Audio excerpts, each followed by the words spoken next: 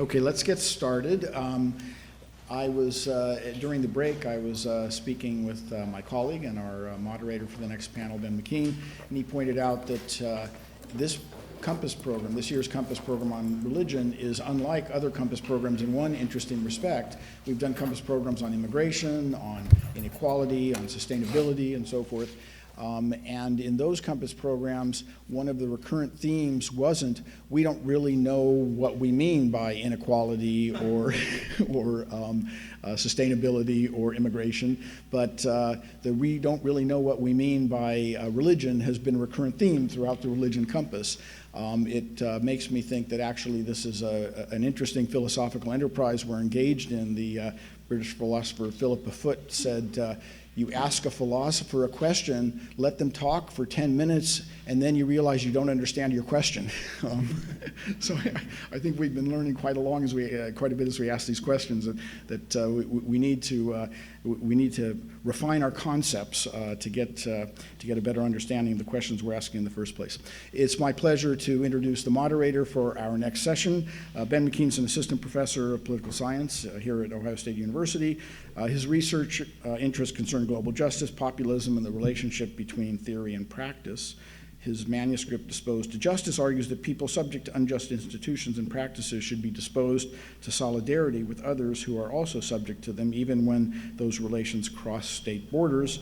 He's also working on a second book project, tentatively titled Political Freedom and Resentment, about the relationship between democracy and populism. And let me use that, before I turn it over to him, as a plug for our this year's distinguished Center for Ethics and Human Values lecture by Jan Werner Mueller, who wrote a very well-received and interesting and important book, What is Populism? He's going to be speaking on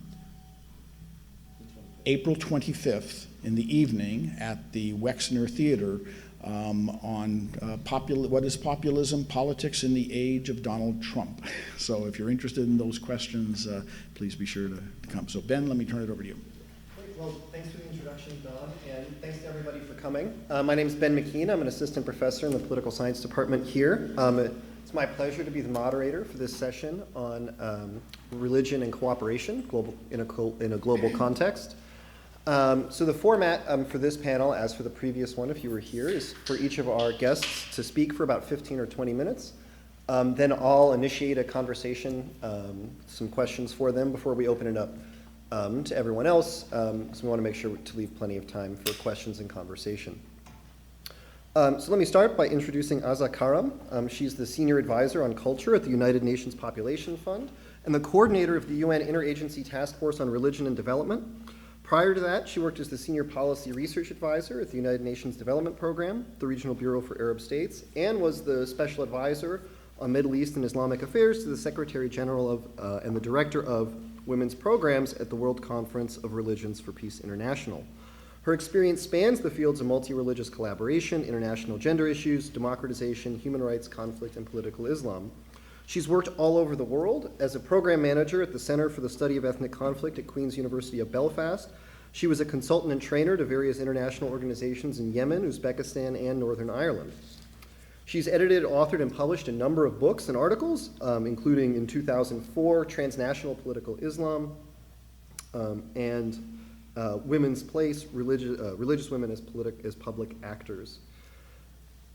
So I'll turn to Donald Sylvan, who was a professor of political science here at Ohio State University from 1974 to 2005. His area of concentration was Middle East politics, especially Israeli-Palestinian relations. And while a professor, he also published numerous books and articles, supervised numerous PhD dissertations, won Best Teaching Awards, and appeared regularly on media outlets such as CNN and NPR. From 2005 through the end of 2012, he served as President and Chief Executive Officer of the Jewish Education Service of North America in New York, and from 2013 through 2015 served as the Founding Executive Director of Hillel Ontario, where he supervised campus directors and worked with lay leaders of Hillel organizations at universities throughout Ontario. In 2015, he returned to Columbus, where he's again teaching Middle Eastern politics here at Ohio State.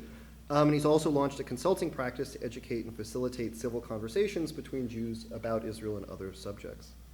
So we'll start with Azza Karam, and then we'll have Donald Sylvan, and then we'll have some conversations.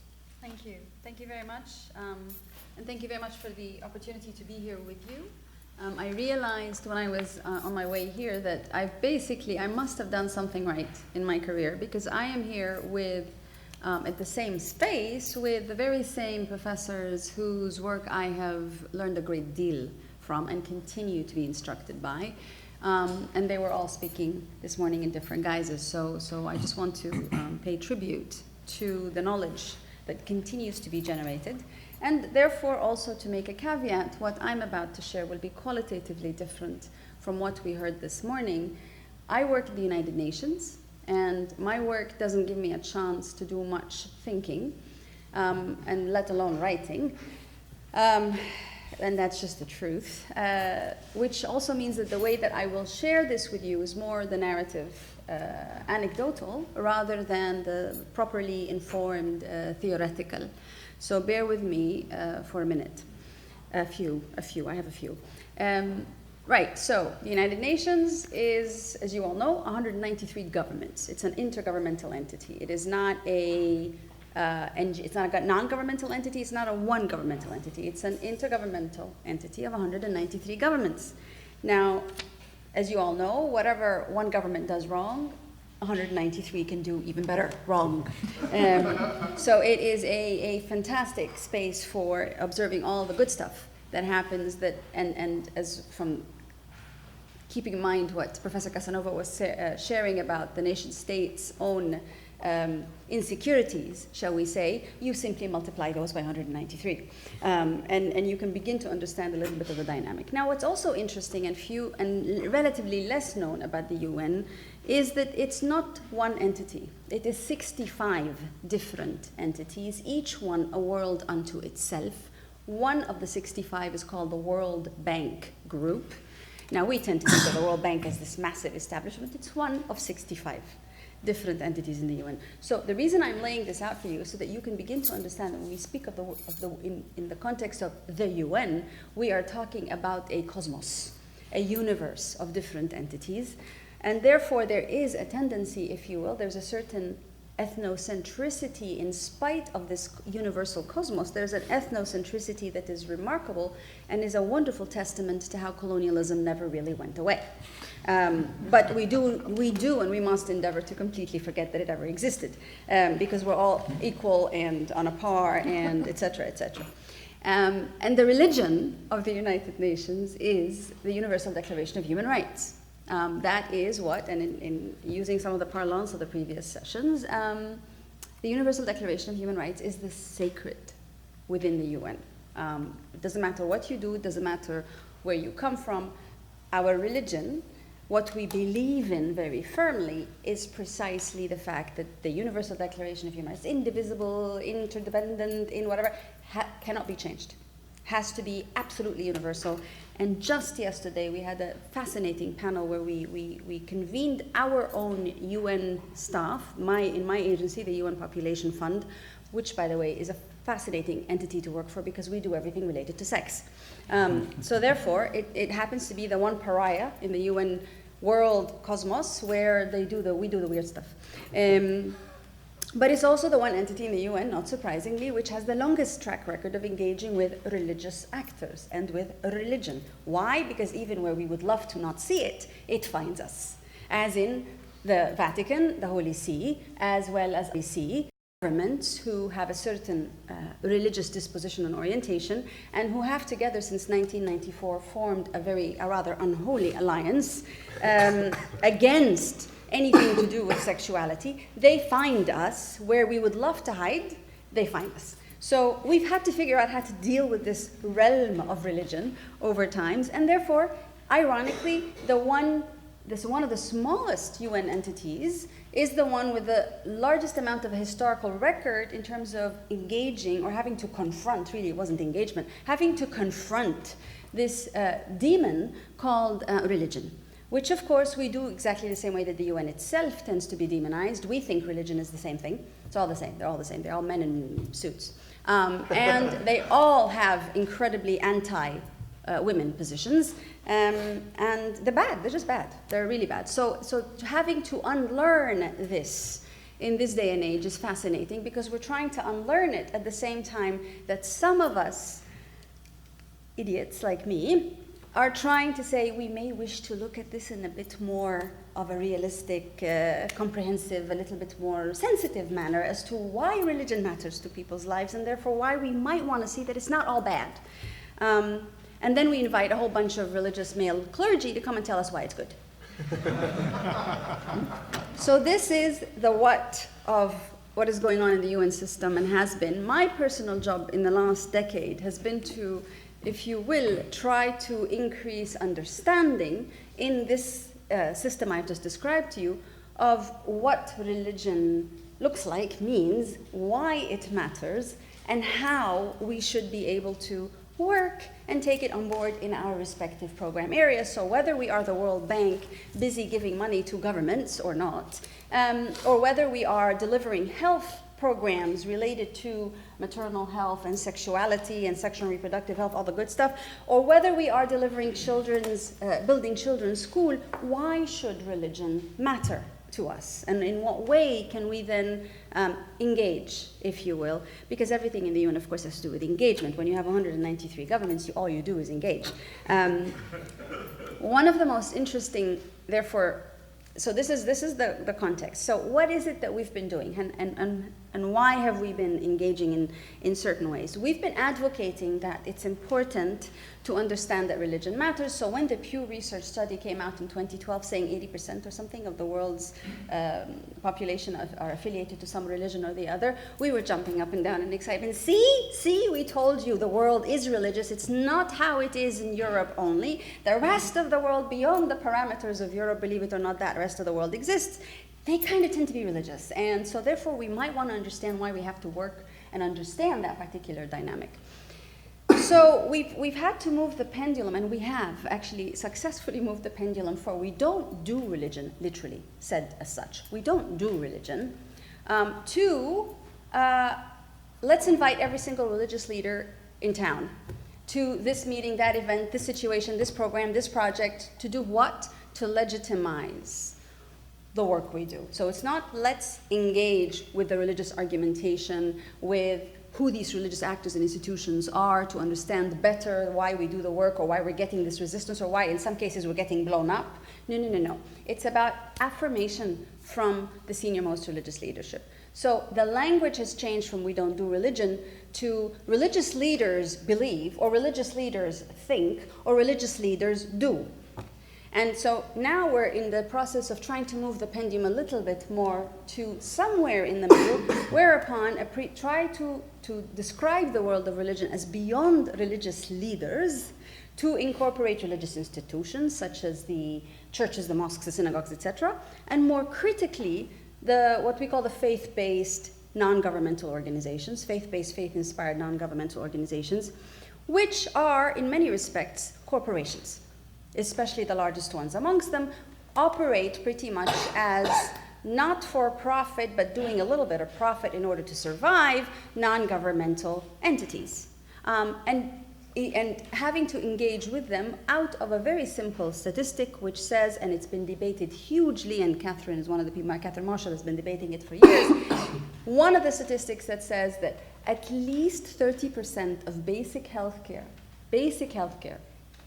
average around the world, at least 30% of basic healthcare is provided through so-called faith-based or faith-inspired organizations. The statistic in countries of conflict, like the Democratic Republic of Congo or Sierra Leone, in situations of conflict or humanitarian disaster, that statistic on health alone can and does tend to get estimated as 70% of basic healthcare gets delivered via or through faith-based or faith-inspired non-governmental entities, or what we call FBOs, faith-based organizations.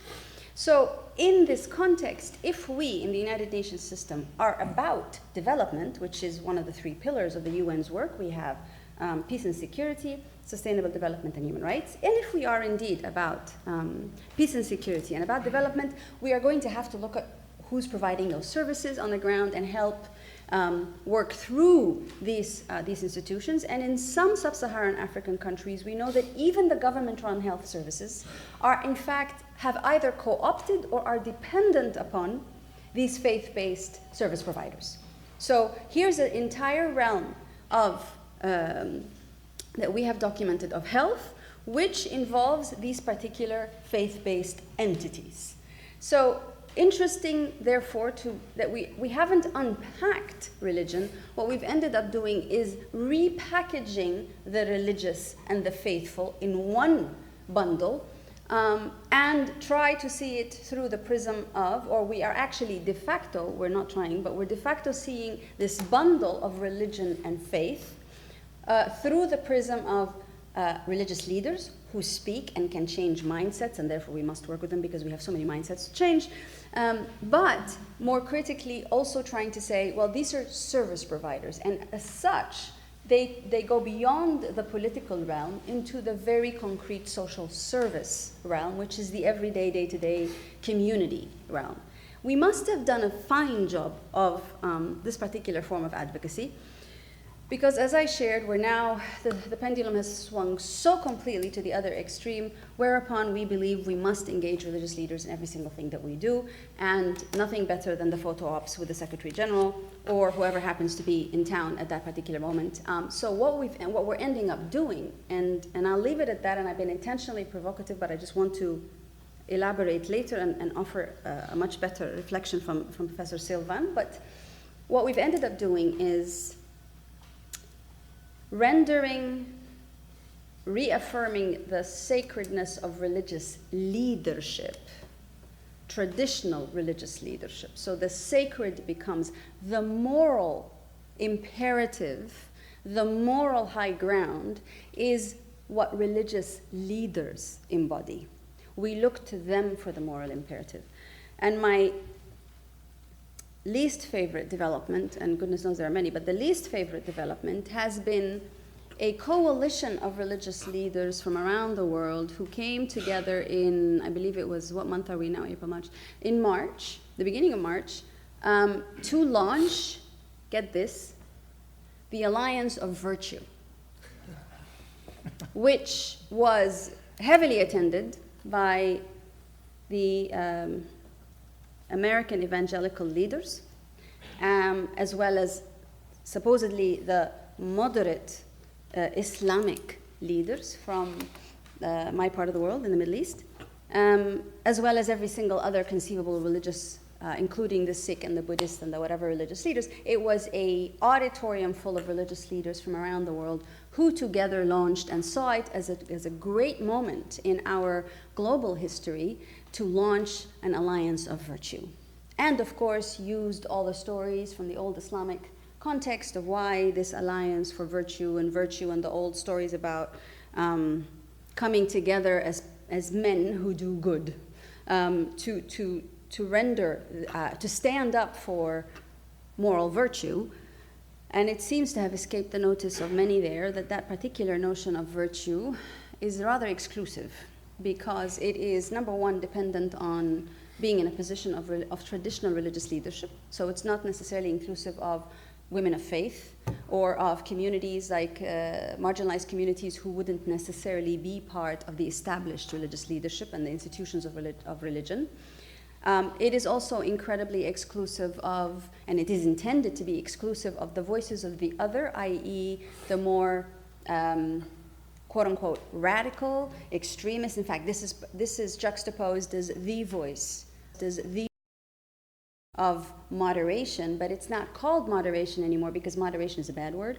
It is instead virtue, which makes you kind of wonder at how we have reconfigured the moral compass so that all that we fought against in terms of homogenizing virtue and diversifying leadership and not upholding morality through an exclusive group or community, we're doing it all again. We're reinventing and rendering sacred the religious institutions and the religious male leadership of these institutions, all in the name of creating a better world and achieving the Sustainable Development Goals agenda. Right. So where do we go from here? We, the 65 different entities who will never see eye to eye on anything, let alone this issue, happen to actually see eye to eye on the value of engaging with religious leaders. The other thing that they're that they see from a sort of a institutional intergovernmental perspective that is deemed suddenly very valuable is an awareness that religious institutions appear to have a lot of money. And we are just coincidentally seriously worried about money in these global institutions, including the largest global financial institutions. We're a little bit worried about access to, the resources that fund the peace and security, development, and human rights agenda. So now, of course, that's just a coincidence that we have this concern about the money flow. At the same time, we're rediscovering and this is my last point, I promise, we're rediscovering religious institutions with resources, and especially, and of course, again, another total coincidence, we're rediscovering Islamic finance. And it is a remarkably lucrative field because, good heavens, did you know that Muslims have to pay zakat? And where does all that money go?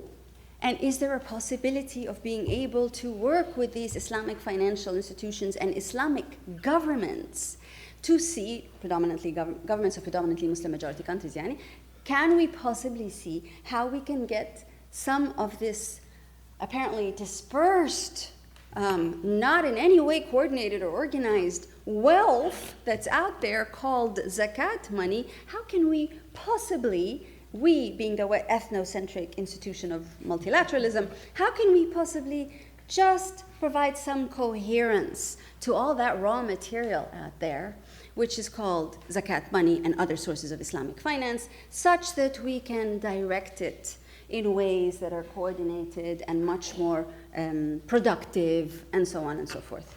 Now, if you all haven't noticed that there's something rather odd in that vision, I'll share a small story of the British in Egypt figuring out that there are massive cotton-producing fields, and just by coincidence, the cotton happens to be rather useful to produce things from. So how can we figure out a way of getting all this cotton that everybody produces and is never really quite well organized, so we can organize it into industries that eventually are the foundation of the Industrial Revolution in this part of the world. So we're not talking anymore about raw materials as in resources, we're talking about money flows. And again, it is just purely coincidental that we are rather worried about the money that's going to finance certain groups who happen to be beheading people in different parts of the world when they're having a good day. So all these coincidences covered in language of the religions are so good all of a sudden, and we do need to look at religious financing and especially Islamic financing. So what we are claiming we're not doing is overly focusing on any one particular religion. We're claiming we're not doing that. We're just interested in these financial flows. And we're claiming that we are seeing the world, the realm of the religious is very valuable to the way people think, believe, and behave, but we happen to be particularly interested in religious leaders. And the last tendency that we're observing is certain Western governments not having realized, perhaps, or turning a blind eye, and the last story is, certain Western governments suddenly realizing that faith-based organizations happen to be very critical interlocutors indeed, because we've made the case that they're social service providers, they change behaviors and norms, they are communities, etc. We made the case so darn well that now the point for some Western governments is, how can we finance directly these different religious organizations and communities in different countries, not our own, but in these other countries? How can we finance them directly?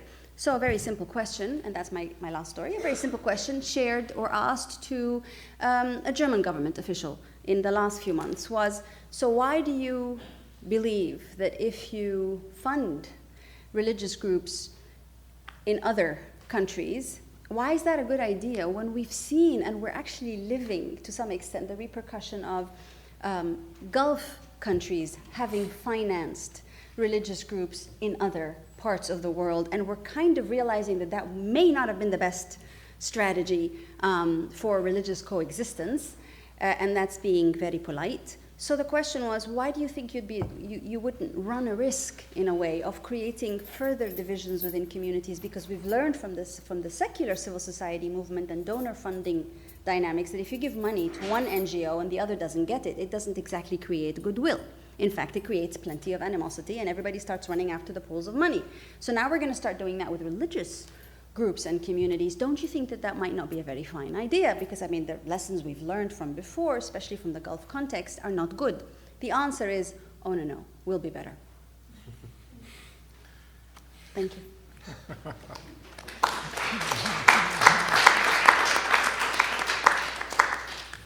It's a tough act to follow. No. Okay. As Ben mentioned before, I'm not going to go through my background, but I want to point out that I do bring two disparate perspectives to my remarks today. And I'm sort of the result of these two biographical or autobiographical experiences. So let me just briefly tell you 30 seconds on each of them. I spent 3 decades here at Ohio State as a political science professor, studying foreign policy decision-making, political psychology. And then in 2005, I, quote, retired to a leisurely life of about 80 hours a week in New York City as CEO of the Jewish Education Service of North America. And then at the 3 years, at the end of that, I went for 3 years to Toronto to run, as you heard, it was called Hillel, Ontario. I was basically in charge of effectively 90% of the Hillels in Canada, okay? So my remarks, and they're going to be remarks at this point, are really going to be based upon those experiences. In the former, in the academic career, it led me to understand, quite imperfectly, of course, as academics typically does, factors on many levels that influence conflict and cooperation in the international arena. Okay, spent a lot of time, supervised a lot of dissertations, wrote a lot in those kinds of areas. So that was my mindset. It's what I did for a very, very long time. But the latter, the 11 years after that, when I was running CEO of nonprofits, allowed me to observe and participate in many ways in which religious organizations can contribute to cooperative behavior in arenas from local to international. So it's experiential. In other words, it's not something that I was afar. I was part of that game, if you will. In the 2.5 years that I've been back in Columbus, I've been teaching at OSU as emeritus professor and working with groups across the U.S. on building civil discourse. And what I've done is I've been able to sit back and think a great deal about integrating what I've learned in these two portions of my life until now, and I think it affects dramatically the remarks that you're going to hear from me now. Many of those reflections are going to be on the exact topic that we were assigned for today's panel, which is religion and cooperation, both global and local.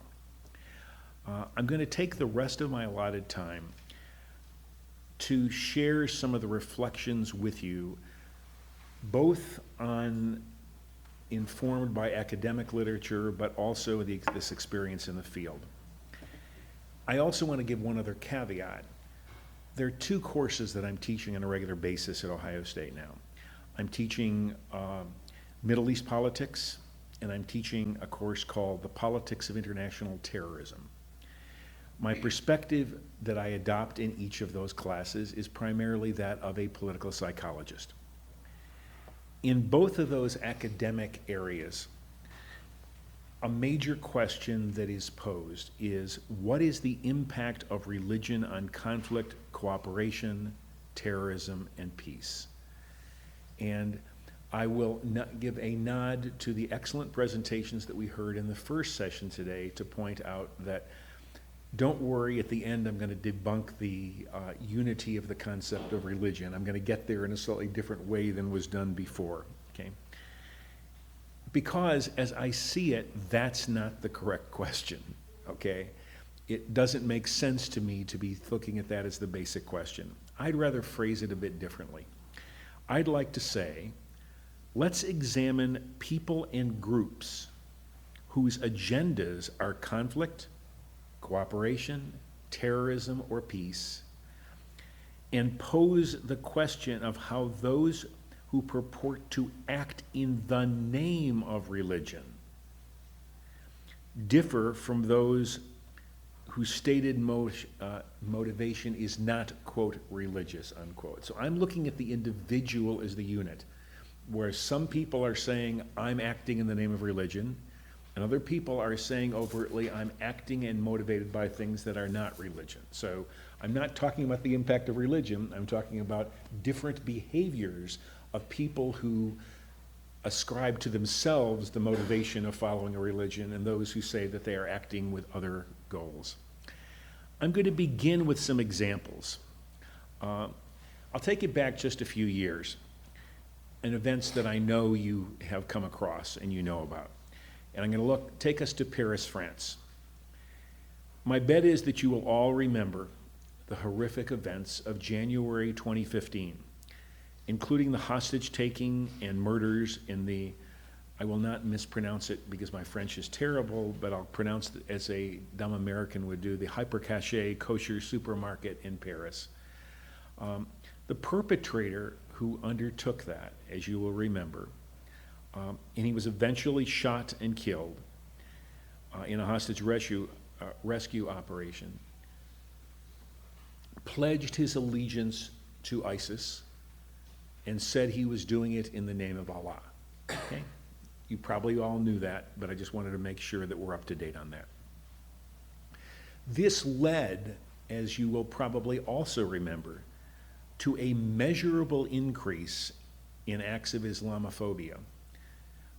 Islamophobic violence increased dramatically in France, and there was a tremendous amount of publicity of those who are newsaholics at least, about that increase and why it was happening and the implications of it. However, there was something else that was going on at that exact same time as that Islamophobic violence, and it was going on in Paris as well. And it, much to my consternation personally, it garnered substantially less publicity than the Islamophobic violence.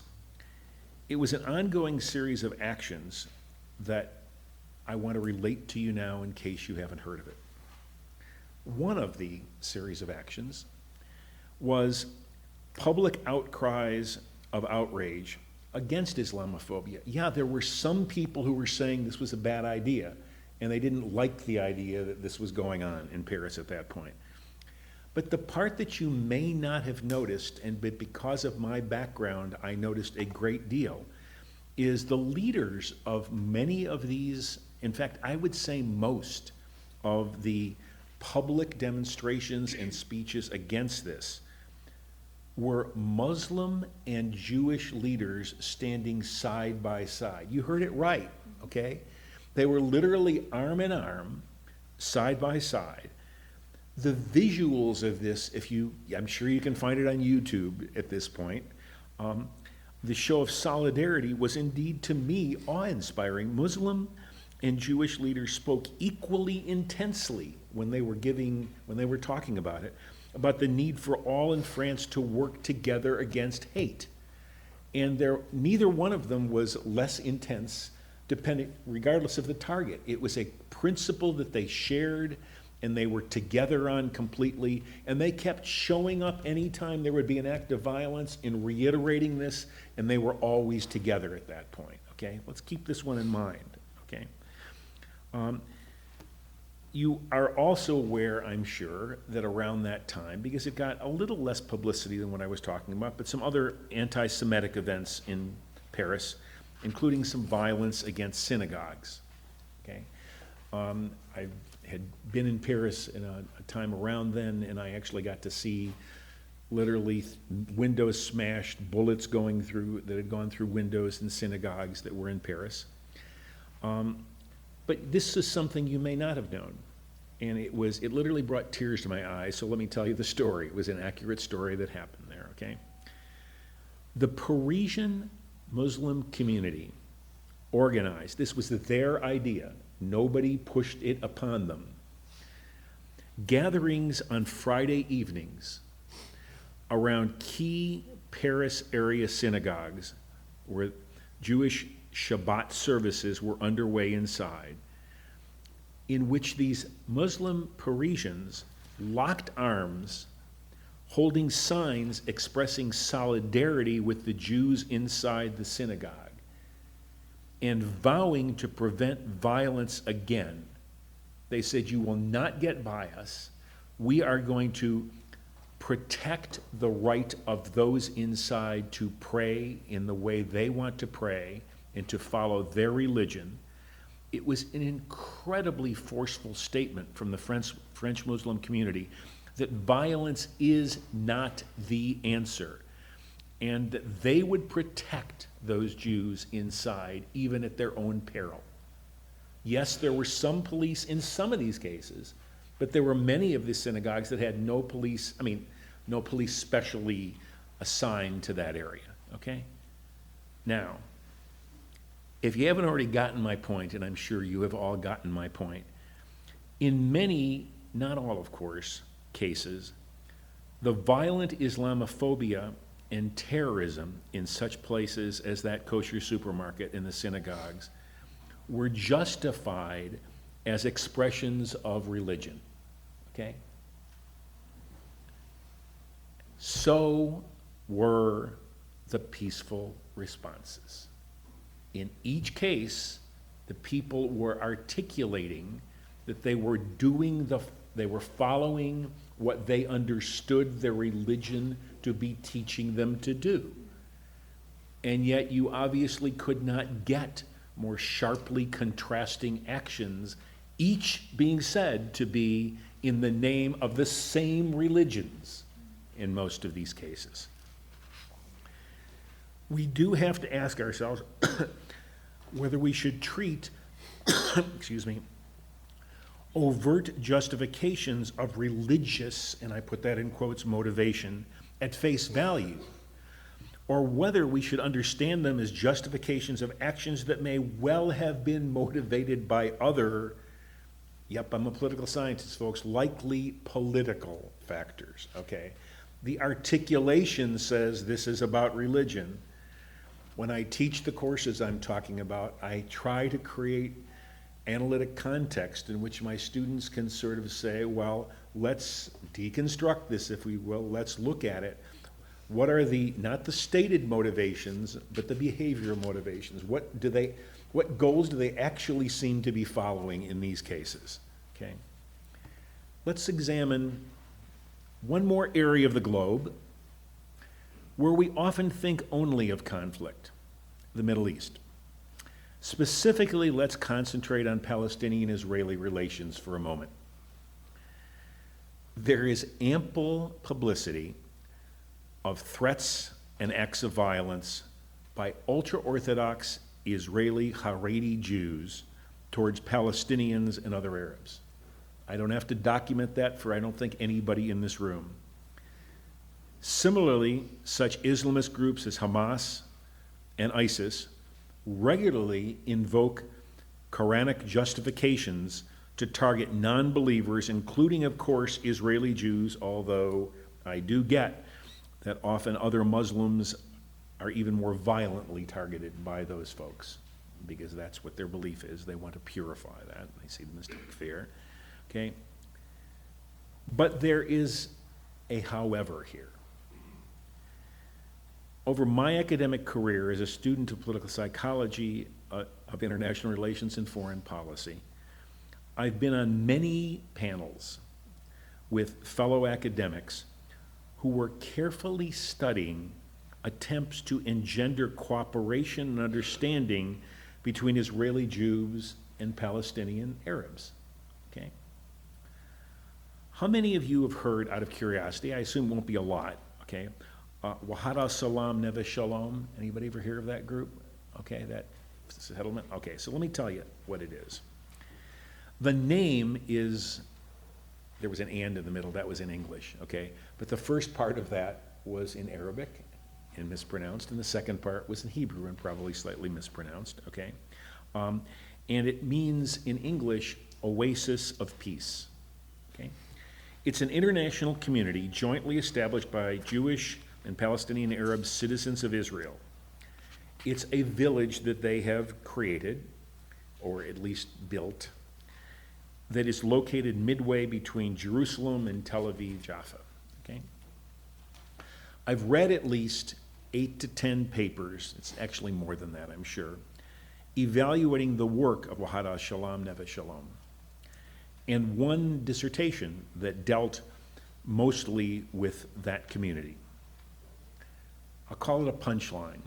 The punchline is that students who are educated there in that community, and as well as students who take part in only some of their programs. For instance, they have summer camps for what's primarily Palestinian Arab kids whose parents would not have the wherewithal to send them to summer camps. So they run summer camps that bring these kids together, okay? And the students who've either been part of this program, the general educational program, or part of the summer camps where they're brought together, tend to grow up with a completely different view of the other. There's elaborate academic research. If some of you want to get the academic research, I can give you citations, I can tell you where to find it, but the point is they look at the world differently when they've been through that. They look at the world differently than most Palestinian Arabs, than most Israeli Jews. The ones who've been educated there don't tend to see the same kinds of things when they see a kid they're playing with. They don't worry about their ethnic or religious background. It's more, gee, did they like the same games that I like? I mean, it's all the things that you would expect. And there's a lot of study and a lot of very carefully done academic work that says it makes a difference. Now, okay, I have to put a little bit of my academic background here because there may be some skeptics. Before anyone jumps up and charges something called selection bias, if you don't know what that means, don't worry about it, okay? Because of which parents choose to send their kids there. Yeah, it's true. I agree that there's some selection bias and there would be some difference with those same parents even if they didn't send them there, okay? I'll agree that the data shows clear changes in kids' attitudes that can only partially control for parental and other influence. So I'll get technical for 1 second. I've actually looked at some of that data, and I can, by the way, I can exist in both of the worlds that got described last time, in the positivist world and the constructivist world. I actually live in both of those very, very comfortably. I'm one of those weird academics, okay? And the fact is that I've redone some of the analysis, and it turns out it explains much of the variance, even if you control for parents' backgrounds. Enough on the specifics. So let me get to my primary conclusion before we open it up for conversation. I don't see religion as the key determining variable in the creation of cooperation versus conflictual outcomes. I just don't see it that way. My experience and my research have convinced me that it's the individual and group predispositions which are often expressed in the adoption of a particular interpretation of a religion, not inherently the religious doctrine or practices itself. Again, I'll just repeat that one half a sentence.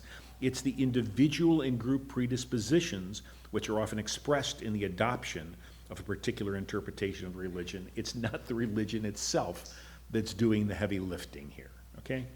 And while there is a correlation between those who follow a, quote, more liberal path as opposed to a more conservative interpretation within many religions, between those different groups' propensity to choose cooperative paths, it doesn't explain all the variation.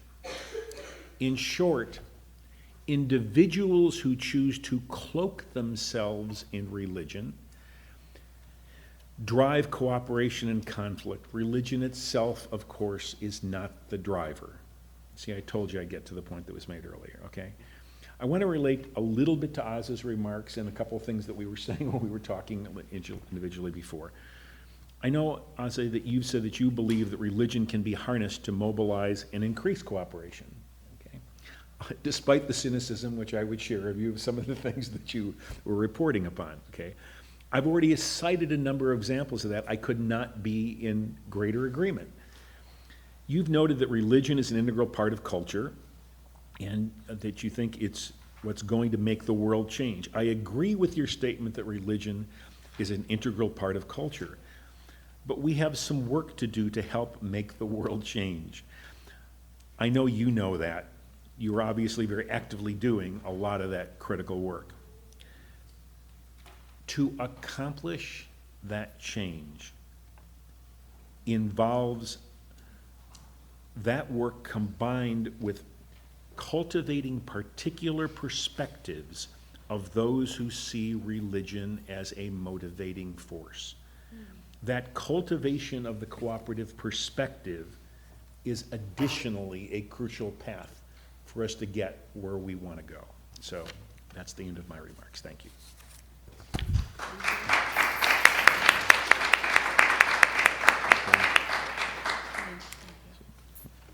So I have a couple questions that I want to start off our conversation with.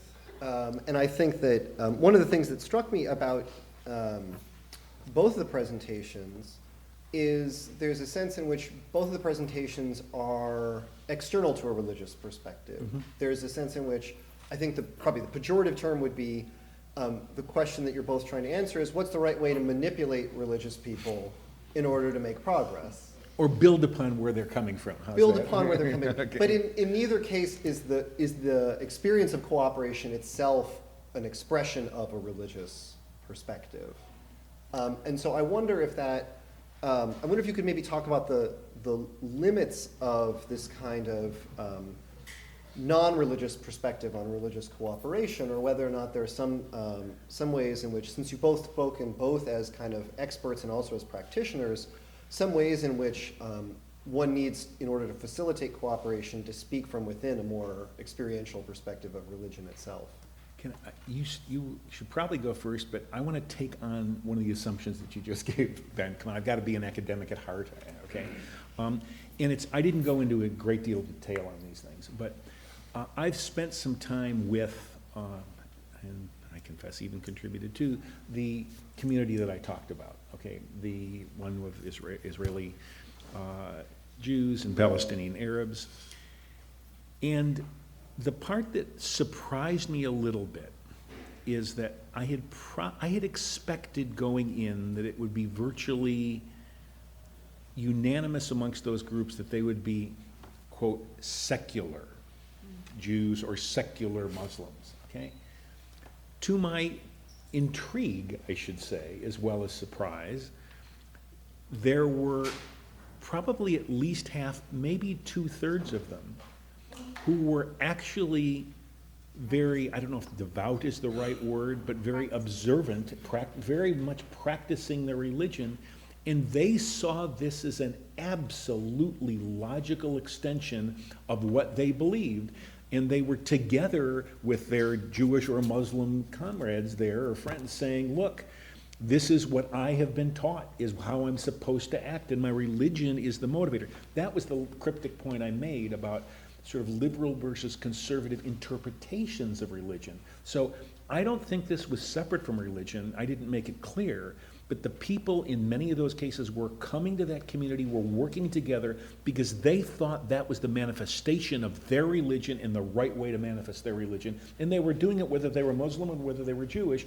They each had come through their faiths and thought that. So that's at least a caveat I'll put on that one, okay? Yeah, I think it's a good question because it forces us to situate as you've done in where the religious actually featured in the Right. ordinary everyday life. And I think there's no way I would have become interested in this realm of religious engagement or religion if I had not myself had my own questions and experiences, for lack of a better word, trying to understand what this divine is and trying to come more closer to the sense of it. And that's about as much as I can possibly say about my own religious conviction. But had I not had that personal inclination to understand, I would never have gone into a secular context. In my own part of the world, in the Middle East, the human rights establishments, such as they are traditionally very secular domains. And they've had to be because in the Middle East, the governments or the regimes operate on the religious. They use the religious when it is to their political advantage, which is quite frequently. So therefore, the human rights establishment, which positions itself as oppositional to the regimes, has had to be secular by force. But that secularism is a deliberate choice to exclude the religious, and indeed to be very suspicious of the religious. And that's the realm I began my entire career in. And it was a hard lesson of what it means to have faith when faith is a bad thing. It really is where all the bad things reside. And then to go from there eventually to the United Nations system, where the very same principle resides, which is that in order to keep 193 governments in some form of conversation, you need to make sure that that's a secular space. You can't afford to bring in, because it's difficult enough getting the religious nationalist and the sentiments and concerns and interests out of the way, which of course never goes out of the way. But it's difficult enough to do that. Now, if you're going to start bringing in and importing the religious dynamics, it will, all hell will break loose. It simply will not be workable. But so that's a deeply, the religion is how to be secular, and therefore the sacred is the Universal Declaration of Human Rights, which, even though built on all the common values in all religions, absolutely really doesn't mention religion unless it is the right to freedom of religion and belief. So had one not had that intentionality within oneself to try to understand the what the heck of religion, I don't recommend walking into the sphere. I really don't, because you get lynched and castigated from every single possible side. Now, the interesting thing, though, is that I also learned that the approach to religion, therefore, is a deeply personal approach. It isn't about what the knowledge out there is. It isn't about the research or the analysis or the theories or the learning. It isn't about that at all. And heaven knows it isn't even about the experiences of religious communities and how they coexist. No, it's a personal perspective that colors whether and how religion is even going to be dealt with or absolutely kept out. So it's I'll speak to a colleague who comes from a particular Catholic context who must have had a mighty, awful experience in their background, because the position against anything to do with religion it's not just a measured, reasonable concern about how religion impacts. It is a visceral hatred of everything religious that is absolutely not explicable in the context of what we're talking about. It is something that obviously has to do with a personal relationship or dynamic or experience in their life. So it's a deeply personal situation. There is no way that you can deal with religion in such a in such a heterogeneous context, even one that claims to be secular and therefore not really have any position on religion. But there is no way you do this without being intimately involved with the very personal feelings and sentiments of people. So that is really the journey, and the learning from my side is you'd better really be comfortable in that zone of self and relationship to what you consider religious before you tread onto that particular dynamite. So let me ask another question to pick up on a point from your initial presentation. One of the perils that you highlighted is on the one hand, the importance of engaging with religion and using religion as to facilitate engagement for social change. But on the other hand, you also highlighted the ways in which engaging with religious leadership and religious institutions can itself inadvertently shore up the status quo, can reinforce perhaps even some of the original causes of conflict. So I wonder if both of you could speak a little bit to some of the perils of engaging with to religion as a source, with the aim of cooperation, ways in which it might, as it were, backfire and reinforce some of the causes of conflict, or reinforce some of the forces of the status quo. You want to go first? I'm happy either way. Okay, so maybe just to underline a few of the trends which I referred to, which is that because the realm of religion is obviously difficult to define, to quantify, to personalize, and to categorize, the easiest way for from an institutional perspective to understand what this religion thing is to immediately look at something that is familiar and like me.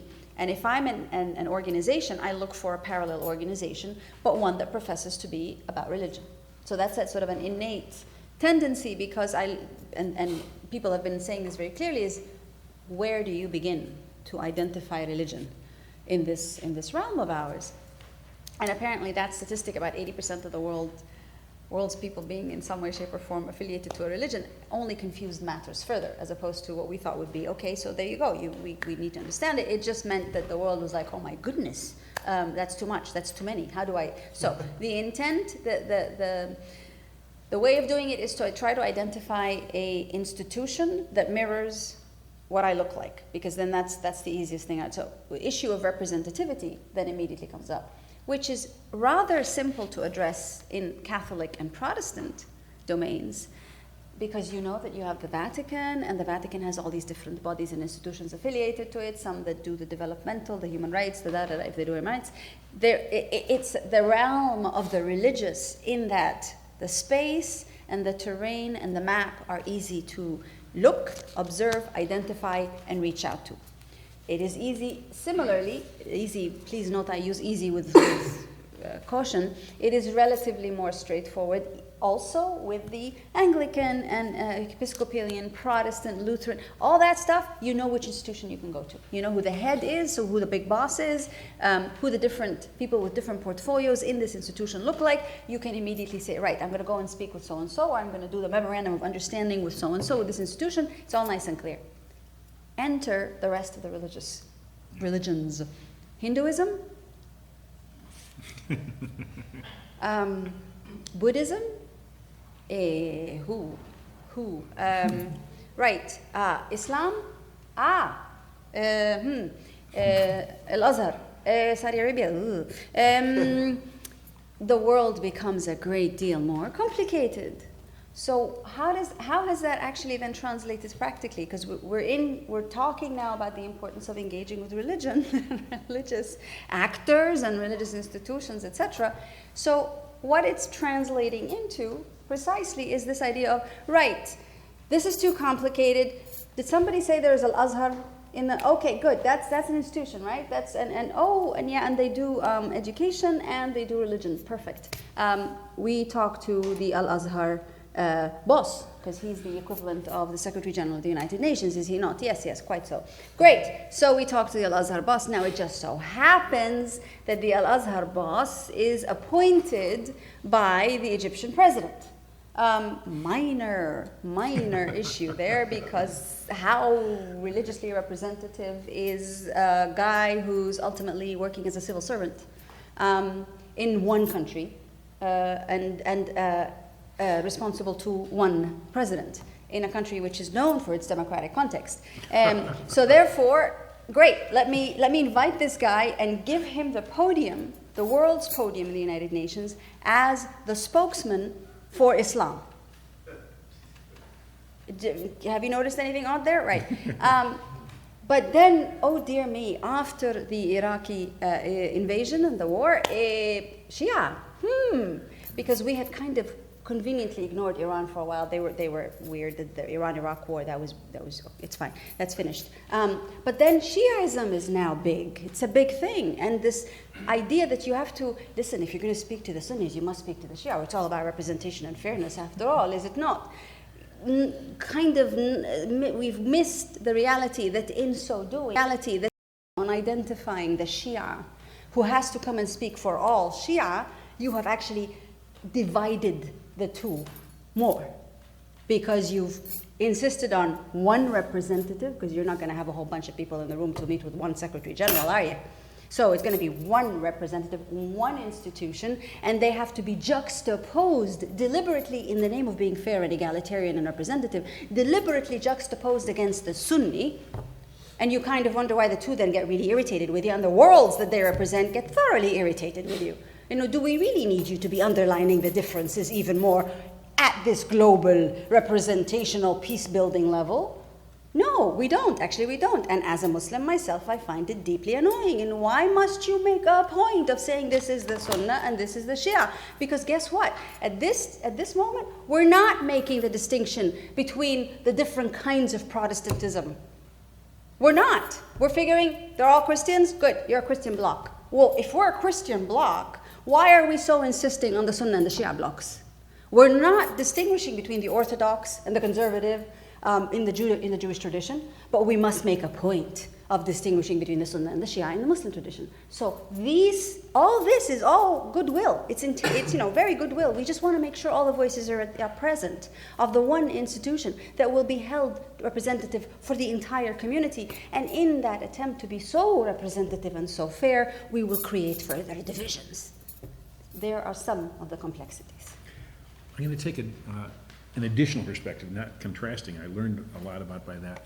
But when I deal with issues of cooperation, I have both the advantage and disadvantages of not doing it through the United Nations, okay? Which means I don't have to have formal representative groups that I deal with, but I deal with a lot of groups that say, I want to try to figure out a way to harness they're saying this to me, my faith, because I believe this speaks to cooperation. Well, at that point, the question is a variant of what you asked, Ben, which is, to whom do I reach out, and what kind of representation? And I can very easily, just because I've spent a big chunk of my life giving talks to different religious groups of all types, okay, where you will find an interpretation of particular religions that tends to emphasize, and again, this is not just sort of a political activism that correlates.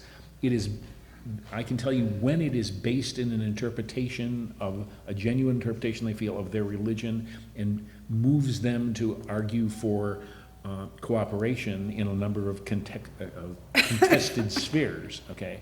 So I can say, go there with this group, and there with that group, and there with that group. Now, am I being representative of all the people who purport to have that religion? No. But why would that be important? It's important to Azza. In an institutional context, right. like mine, In yes. an institutional context, one has to do that, I get it. But in a context where you're actually trying to get something done and get people working in a particular direction on a conflict for cooperation, I don't need to be representative if I'm doing that. I can tell you where to find the people who interpret their religion in that way. Okay. I want to open it up to the audience if people have questions for our panelists. We've got, I think, about half an hour, 25 minutes left in the session, so it'd be great to have a conversation. But not all at once, right? You have to get a microphone, that's the deal. Donald said it's the disposition which is expressed in the doctrine and not the religion itself. And you mentioned Hamas, and I was just curious, is there like interpretation of Islam more of an expression of like national liberation from the reigns of Zionism rather than just Islam itself? Okay, okay, I want to be quick. Okay, I just finished teaching a unit on Hamas and Muslim Brotherhood and a variety of other things. Okay, so Hamas, as you may know, is originally an offshoot of the Muslim Brotherhood from Egypt, okay? There's different people who trace it in slightly different ways. But what you need to know about them as an organization is that they have an organizational structure which is set up where most people in Palestine, especially in the Gaza Strip, but it's also to some degree in the West Bank, see Hamas and they think of soup kitchens, okay? I'm gonna get to your point, but okay.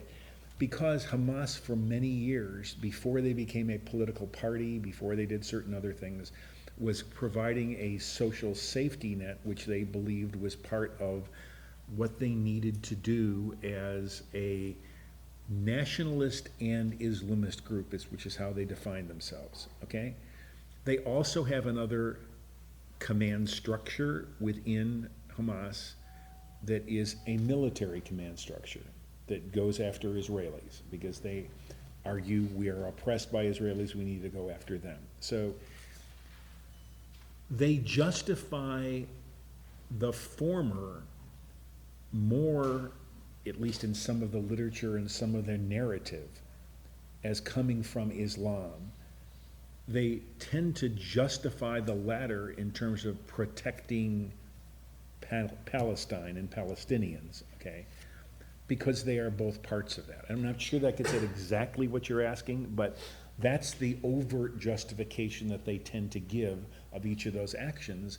And in fact, if you listen to them and watch what they have done that has been for good in terms of the social safety net, soup kitchens and the like, it's pretty impressive stuff. And to most Western eyes, the juxtaposition of those two things together, oh yes, we have one part that tries to feed the poor and make sure they're not in terrible shape, another part that tries to, you know, kill the oppressing Israelis. That seems to be incongruous, but it's not within the value system that they're expressing. Since this is your part of the world where you're from, you are welcome to jump in on this one, Azza, and correct or add. I would never correct it, but I would add a particular point which is relevant, and it takes you beyond the group of Hamas or Hezbollah to a larger dynamic, which Professor Sylvan began with, which is that these organizations, and they are organizations, are also social service providers to their communities. So it's not just soup kitchens. Yep. People see them as the school, so the educational part, the health clinics, the transportation, the clothes. Right. This is a parallel governmental structure. Even pensions are distributed through these organizations. So the notion then, and garbage collection is organized through them. So this is a parallel nation-state structure, a governance mechanism. It isn't just a religious movement. So you can imagine the link between ideology and food, health, the basics of life. And therefore, when people try to understand how is this supposed to be so, if it has such a militaristic, violent side, how is it that people actually relate to this? They relate to it because that's actually where they get the cheap food and the good health care and access to clothes and access to parks and pensions for the widows and basics in life. So the link again here between religion, ideology, and social service, huge, powerful, and it forces us to question what we think when we try to say that religion is something out there and it's not connected to the everyday livelihood of human beings, especially the most vulnerable women and children.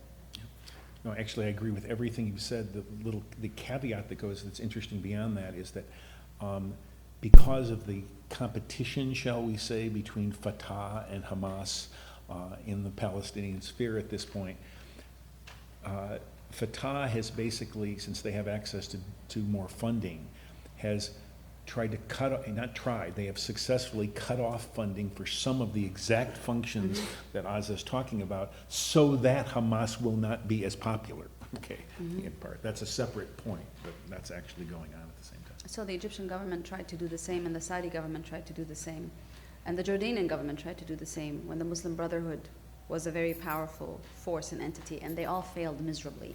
And the best example is in Egypt after the revolution in so-called revolution. We were called, it was called, unfortunately, the Arab Spring. Some of us still like to think of it as a revolution.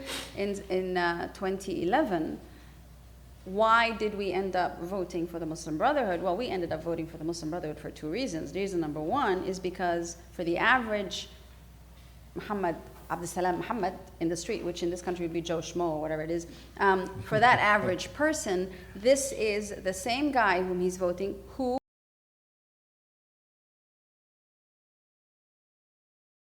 the doctor devoting his time in the clinic, and his wife is the teacher in the school, which everybody goes to, Christian and Muslim. And we all go to these because we know that the government-run schools and health centers suck. So we go to those, where some of the best teachers and professors and medical doctors actually go and give time, because it's the notion of volunteerism that all religions have at their core, which makes them a very powerful social movement force. Go beyond the context of the Middle East and think religion as social mobilization, volunteer services, etc. But come back to the Middle East and realize these guys went to vote for that reason, that they know that these guys could run. They could administer services. They would be able to, if you can run this local hospital as well as you've done all over the country, you're probably a good administrator, right? And then the second reason is it was either that or the military. And so they tried to change from the military. And we ended up with a Muslim Brotherhood in power. 9 months, military comes back and overthrows. Because what happened? Because the Muslim Brotherhood's own policies were miserable. We didn't really, 9 months is not exactly a great time, in case you haven't noticed, to assess policies for everybody. Not everybody can see the policy in 9 months. So therefore the option is, because that ascent to power of the Brotherhood enabled and allowed the average Joe Schmo, who thought that he had Islam down absolutely correctly and didn't, but he thought he did, could go around being a bully in his neighborhood and territory. Not because he was a Muslim Brotherhood, but because the Muslim Brotherhood was in power. This enables me, does any similarity happen here?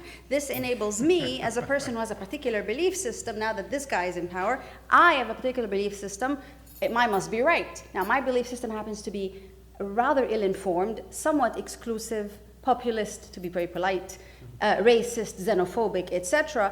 But hey, if my guy's in power, this must be right. So it normalized a certain way of thinking. It wasn't necessarily the thinking of that community or that political party, but it was a thinking affiliated, rightly or wrongly, with that political party. And that then meant that you had the mainstream of people who had very narrow-minded perspectives about what it meant to be a good Muslim, and they became the bullies in the average community, and people resented it. There was a backlash against anything Muslim. So we had this trend of veiling in Egypt in particular, but it was across the Muslim world, where 80% of women were veiled at that particular moment in time. And it was a trend that began in the late 70s and continued and expanded such that the veil became a very normal. It became the normal. The normal was for a woman to be veiled.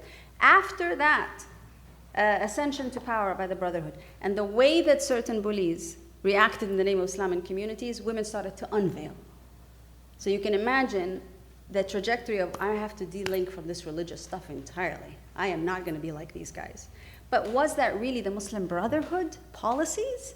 Or was it the reaction to people who thought they knew what Islam was and who wanted to then live Islam the way that they liked it? Was it a reaction to that? And that's a question for us to think of later.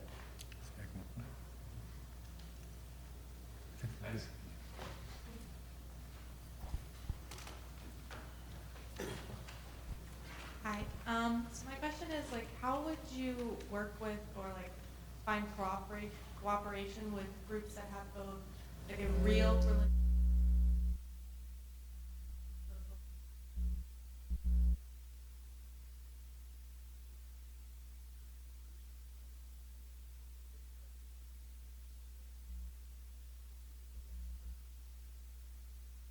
Work with groups that have both like a real religious motivation and then also like a secular political goal.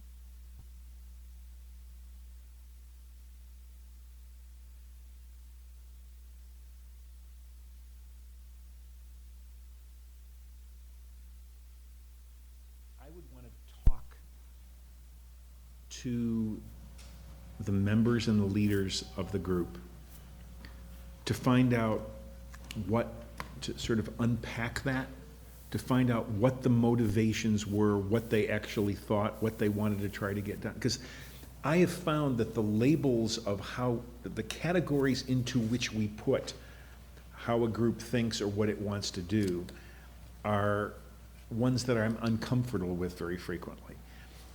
I use them too, but I'm still uncomfortable with them when they're on the ground. So I guess what I would try to do is I would say, what does it mean to have this political motive? In other words, what is your religion tell? In other words, explain to me what you want to be done, why you want it to be done, and we'll move from there, as opposed to trying to move as an economic or as a religion, you know, I want to treat what I hear and what I understand as opposed to my stereotypes of what political, economic, or religious action would be. Does that make some sense? And maybe just, it also depends on what it is. It's like, who are you asking the question of? Right, If you're right. asking the question of the United Nations, like, how do you then, as a United Nations entity, work with or distinguish between those who have a real religious motivation and those who are secular, trying to get some kind of a grip using the religion element? And I think the concern that I have, that I was trying to share with you all, is we're not making that distinction very much. We're looking at official representation, and then we're building on that official representation to ostensibly represent all that is religious out there. So we're in fact, I fear, excising the faith or belief element out, or any spiritual element, heaven forbid, and we're instead looking at parallel institutions to us that look like us, that behave like us, but which have religion as their ethos or mantra or organizing principle, and we're working with them because these are the official institutions. So we're not even making that distinction between real religious or not. It's irrelevant. If you call yourself religious in your institution and you happen to be okayed by the government, we'll work with you.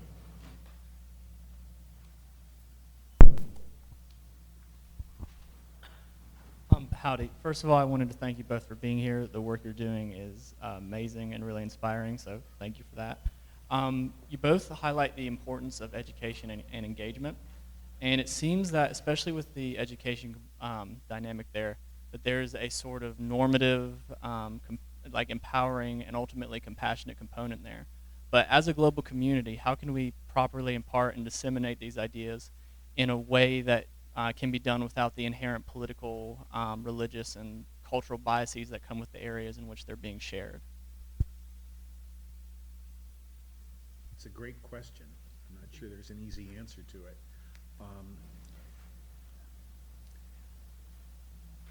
I guess I'll take a half a step back and ask, again, we correlate in the purposes and the things that we want to get done, but we're actually working in slightly different worlds, okay?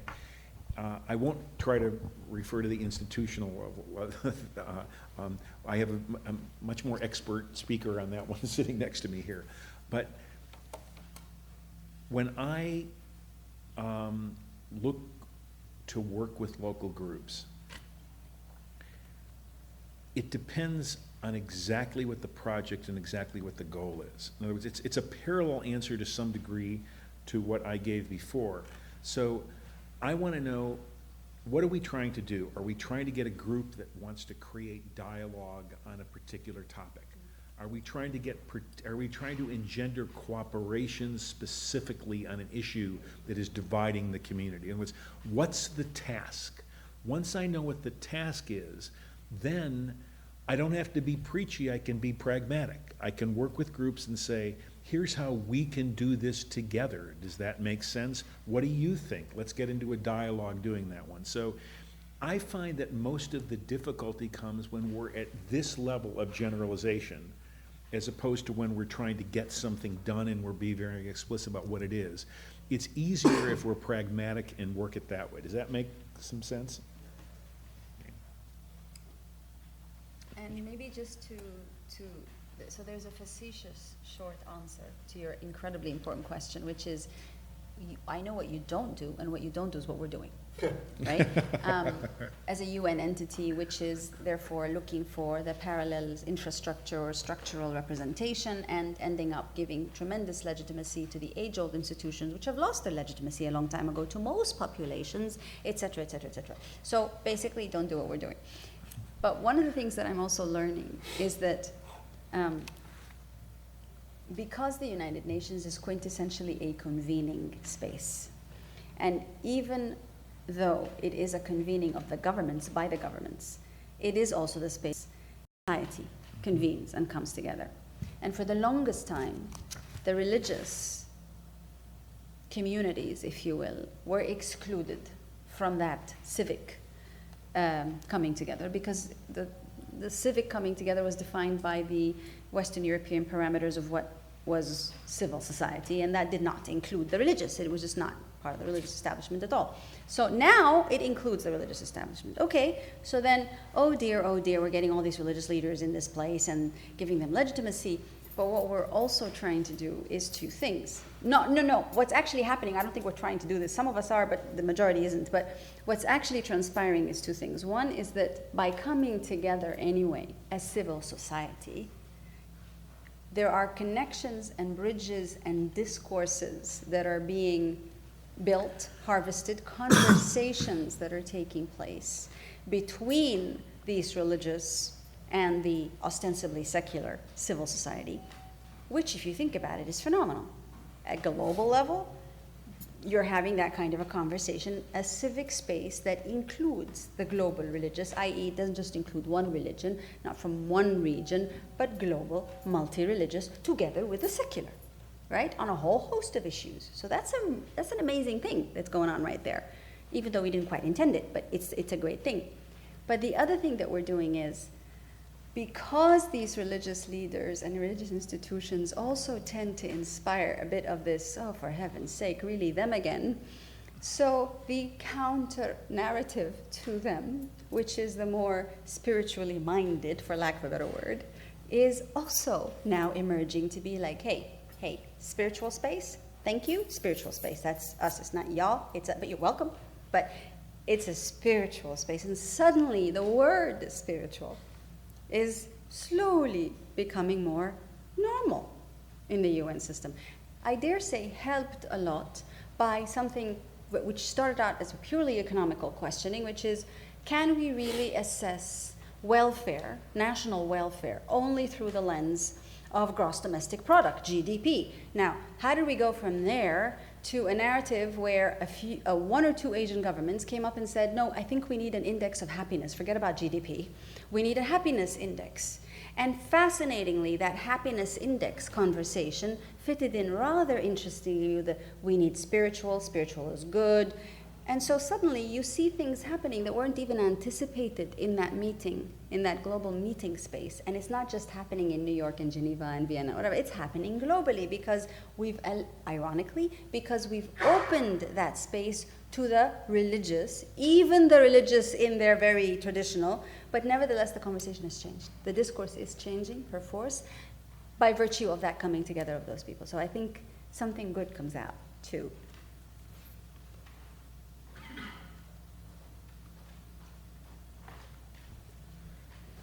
I might just be playing devil's advocate here, but I feel like we've been talking a lot without saying it, because like you did mention, moderation's the evil word. I feel like we're trying to aim for moderation politically, religiously, in everything we do, and we've kind of like gridlocked it, so there's no political sphere to move it.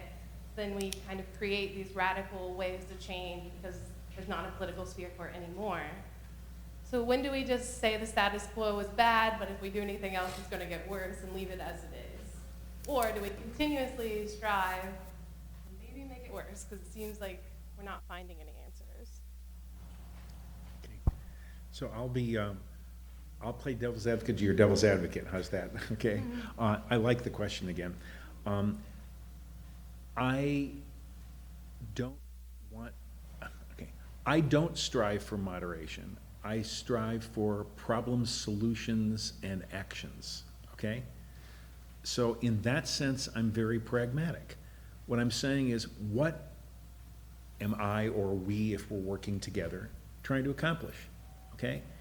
And I don't want to start flailing away against labels because, I've spent most of my life as an academic, and academic flailing against labels is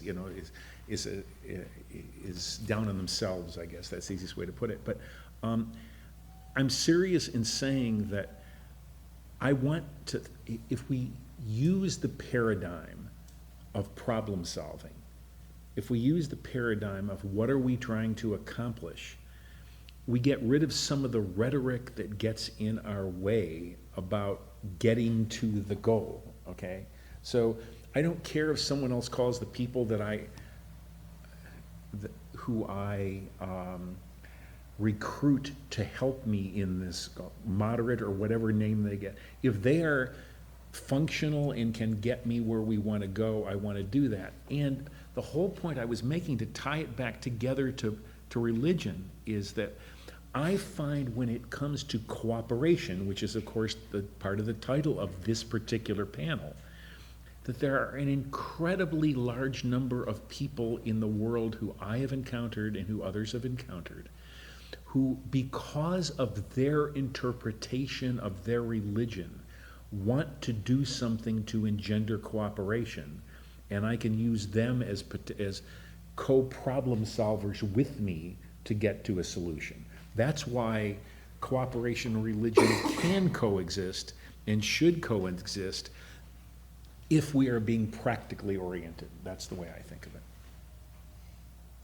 I also think, to be very honest with you, that moderation is a matter of perspective. A few years ago, Al-Qaeda was the most radical, extremist, and then we had ISIS. And we kind of thought, that's even more radical and extreme. So honestly, really, this business of moderation is, there's no one set space that is moderate, that everybody can agree to. So it's a constantly shifting set of paradigms. And I think the point here is that it will get worse before it gets better. This business of a secular manipulation, or the manipulation by certain secular governments of the religious agenda, ostensibly for peaceful do-good purposes, is definitely going to lead to further exacerbations of confessional and interconfessional strife and conflict as governments muddle through realms they absolutely do not know anything about but think that they can control, which, if anything in history has taught us, really doesn't happen. You don't control the way people believe. Bad idea there, but okay, we must go through that every cycle. But the point here is it will get better. It will get better eventually. So what we're noticing, as I was just sharing earlier, that things, you're getting perhaps not the nicest of people in the space that is supposed to be religious, and you're challenging some of the advances in rights, women's rights, LGBTIQ rights, because you're bringing in the conservative voices to speak for the religious community. So we're in some deep trouble. But I see that in the long run, maybe it's just naivete or hopeless optimism because everything else looks really bleak at the moment. But I see this as a necessary process before we can come from the extreme of no religion whatsoever, and it's all bad, to it is the answer to every possible situation, and it just happens to be the conservatives who have the answers, to somewhere in the middle. But we have to go through that cycle.